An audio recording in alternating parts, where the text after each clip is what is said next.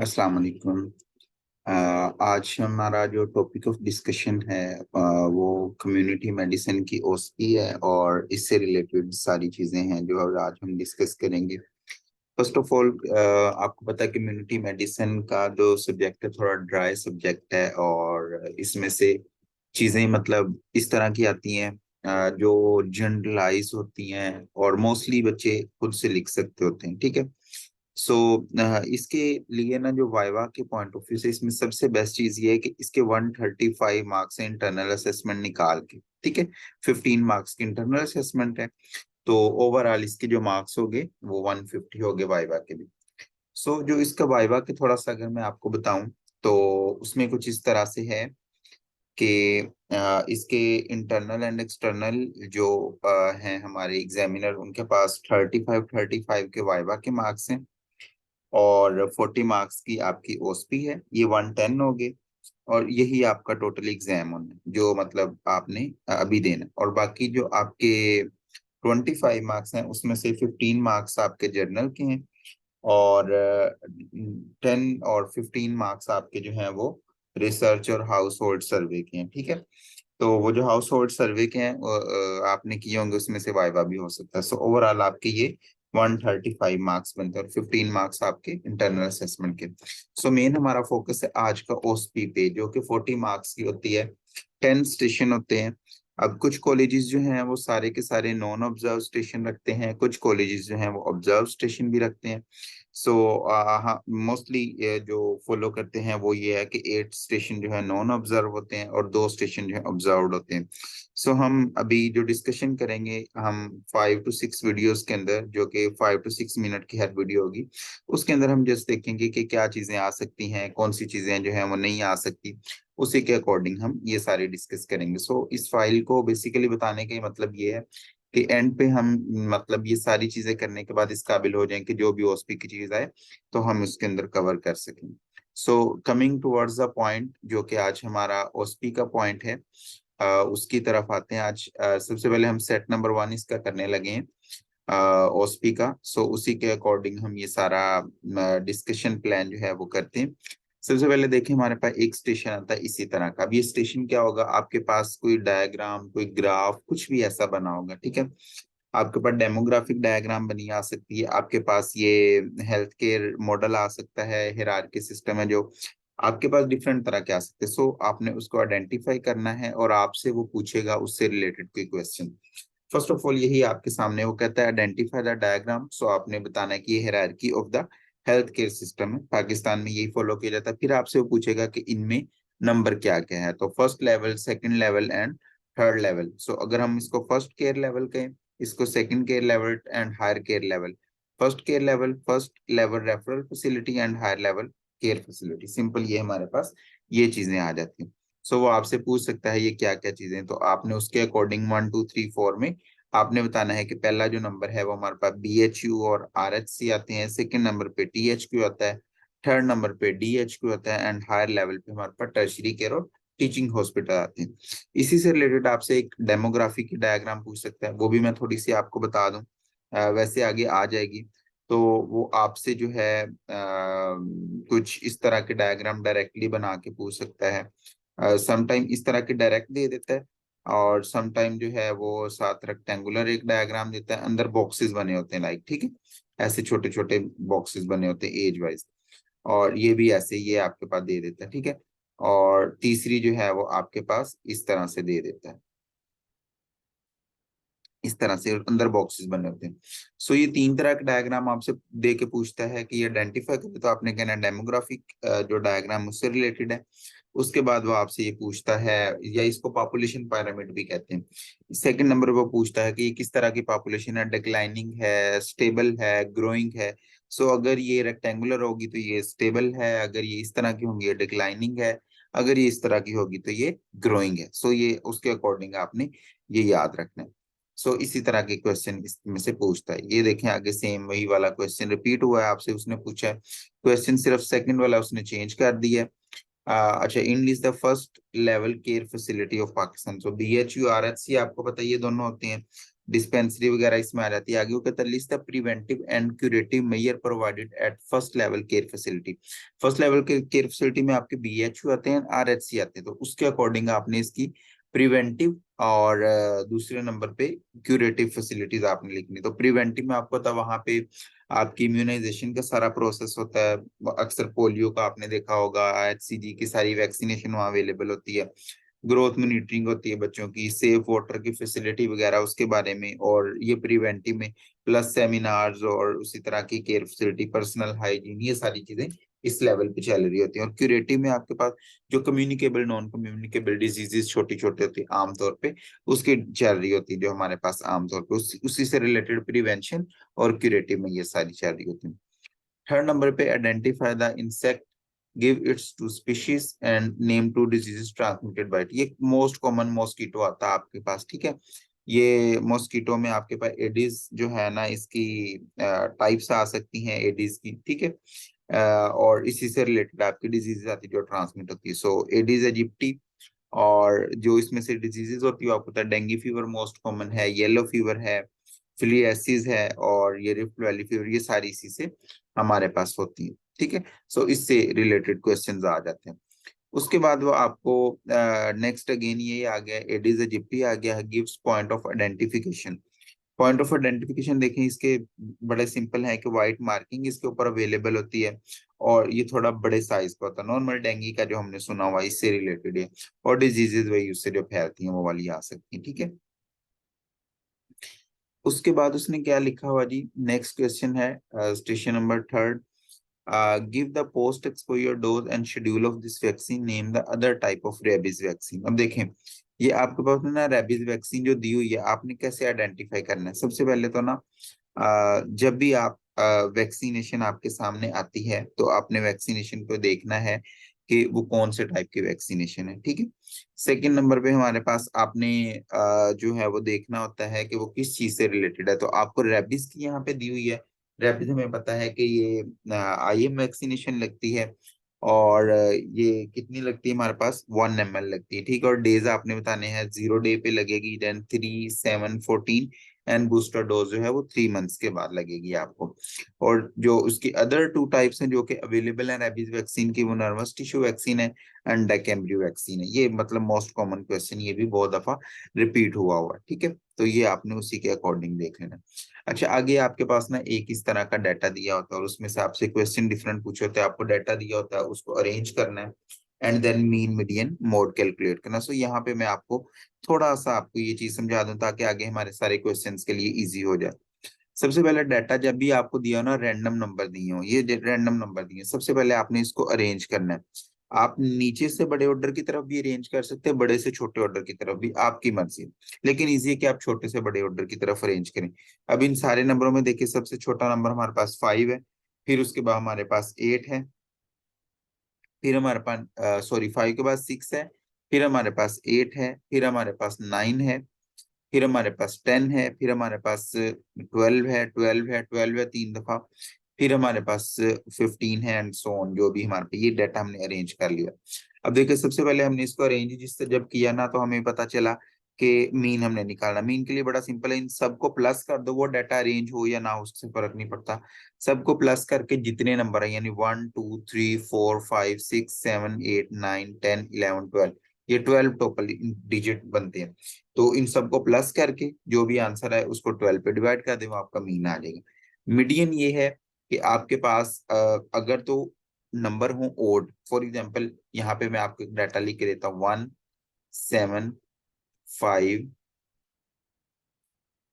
4, 9, ये आपके पास डाटा पहले मैंने अरेंज किया, 1, 4, 5, 7 और 9, ये मेरे पास 5।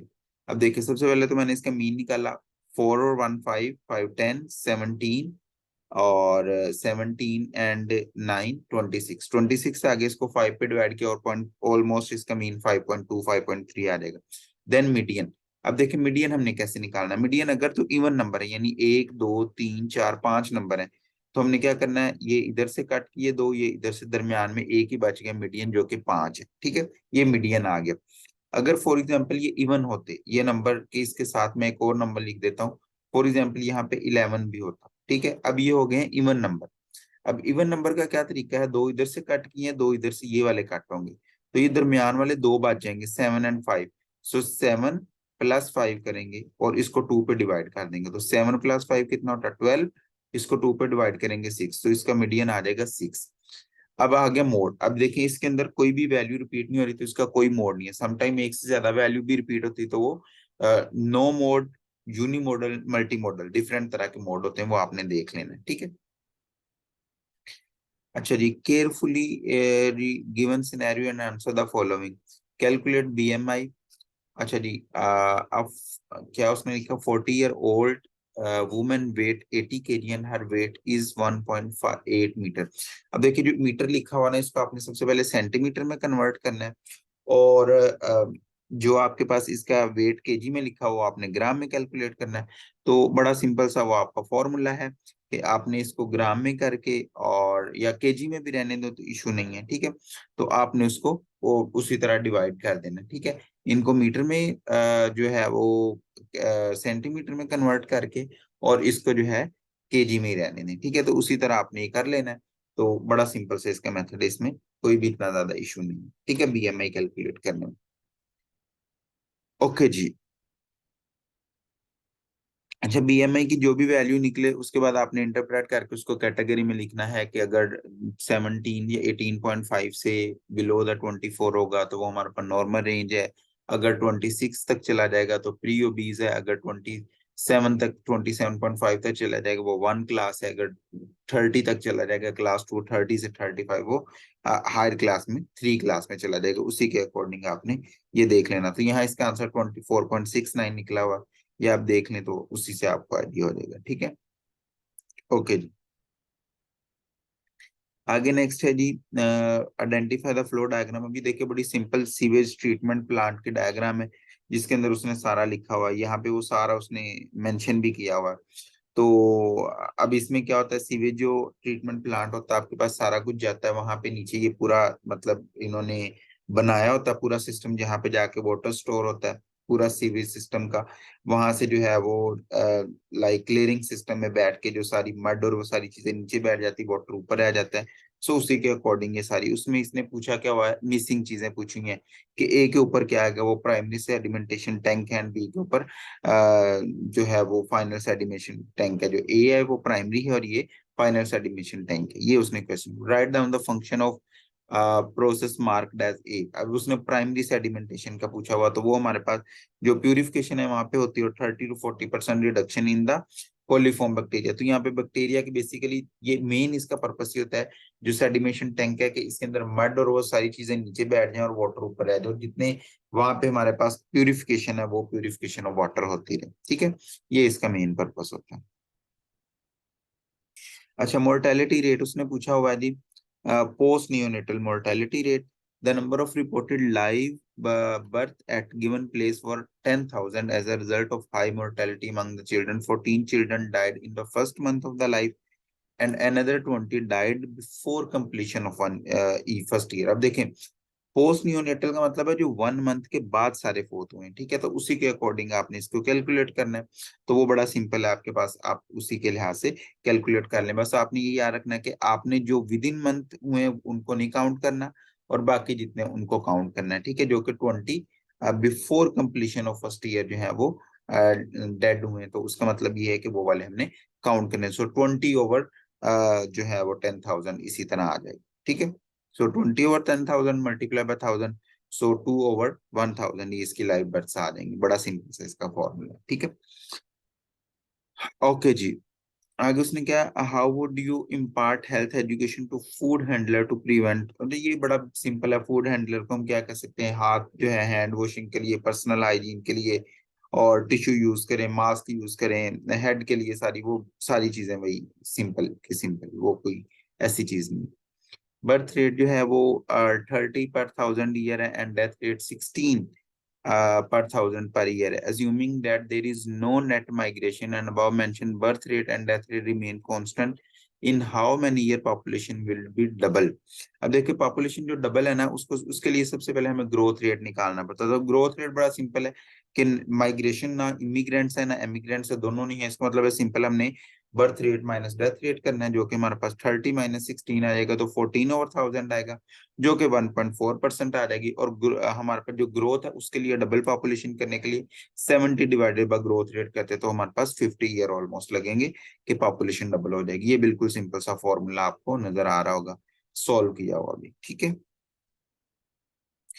ओके जी, नेक्स्ट है हमारे पास जी, in annual council meeting with the principal final year class represent pointed out that in lecture theatre seating arrangement for the student are in plus desk form, which causing the discomfort for the student, especially after long hour of sitting. Which form of desk type? अच्छा जी, ideal situation में हम minus desk जो है वो use करते हैं, जिसमें H के ऊपर वाई, और व्हाट प्रिंसिपल और discipline occupational health is applied in this situation, ergonomics and name at least one clinical symptom which can be developed in student, low back pain, और ये जो प्लस के डेस्क होते हैं, काइफोस्कोलियोसिस, ये आपने सारी चीजें ऑलरेडी पढ़ी होंगी, ठीक है। ये आइडेंटिफाई डायग्राम है जो कि इन्वायरमेंटल या एपिडेमियोलॉजिकल ट्राइएड है इसके अंदर, और स्कैबीज को डिफाइन करना है इसी डायग्राम के अकॉर्डिंग। एपिडेमियोलॉजिकल, तो इसमें जो होस्ट है वो मैन होता है, इसमें एजेंट जो है इचमाइट होती है, और इन्वायरमेंटल फैक्टर जो है क्लोज कॉन्टेक्ट या अनहाइजीनिक कंडीशंस वगैरह इसके अंदर होती हैं। ठीक हो गया, ओके।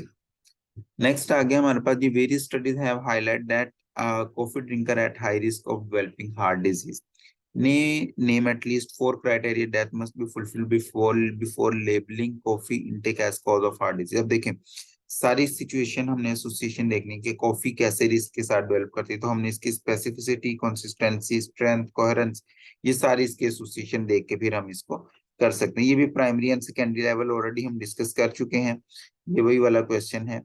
और what is type of storage temperature of polio vaccine, -20 पे आपको पता है लाइव अटेन्यूएटेड होती है। हर्ड इम्यूनिटी ये होता है कि अगर हम 2/3 ऑफ पॉपुलेशन, सॉरी, जो 2/3 ऑफ पॉपुलेशन है उसको हम इम्यूनाइज कर दें किसी भी डिजीज के अकॉर्डिंग, तो रिमेनिंग 1/3 जो पॉपुलेशन है वो ऑटोमेटिकली इम्यूनाइज हो जाती सकती है। बिकॉज इसका ये है कि 2/3 पॉपुलेशन फॉर एग्जांपल पोलियो के अगेंस्ट हमने उनको इम्यूनाइज कर दिया, तो उनके जो फीकल मटेरियल और डिफरेंट कॉन्टेक्ट की वजह से बाकी जो 1/3 पॉपुलेशन ऑटोमेटिकली उन तक वो इम्यूनिटी की फॉर्म पहुंच जाती है, सो ग्रुप प्रोटेक्शन ही हो जाती है। सो 66% लोगों को अगर हम पॉपुलेट कर दें तो बाकी लोगों के अंदर जो है ऑटोमेटिकली इम्यूनिटी डेवलप हो जाएगी, ठीक है। ये भी अगेन वही लाइव अटेन्यूएटेड है, और मंथ की डोज और वो सारी चीजें बता दी। ये जो है कोल्ड चेन बॉक्स या कोल्ड चेन सिस्टम है, इसके अंदर पोलियो मीजल की आती है वैक्सीनेशन, और जो है आगे वो जो है उसने क्वेश्चन पूछा होगा कि कौन कौन सी जो है वो वैक्सीनेशन की टाइप कुछ पूछी होंगी। सो ये हमारे पास सेट 1 कंप्लीट हो गया है इसका। इंशाल्लाह हम 1 बाय 1 इसी तरह सारे सेट्स कंप्लीट करेंगे, और 4 या 5 वीडियो के अंदर हमारी पूरी, पहली वीडियो थोड़ी लेंथी थी, बाकी हम 3-3 4-4 मिनट के अंदर, क्योंकि आपके सारे क्वेश्चंस हो गए, तो 3-3 4-4 मिनट के अंदर बाकी सारी वीडियोस रिकॉर्ड हो जाएंगी इंशाल्लाह।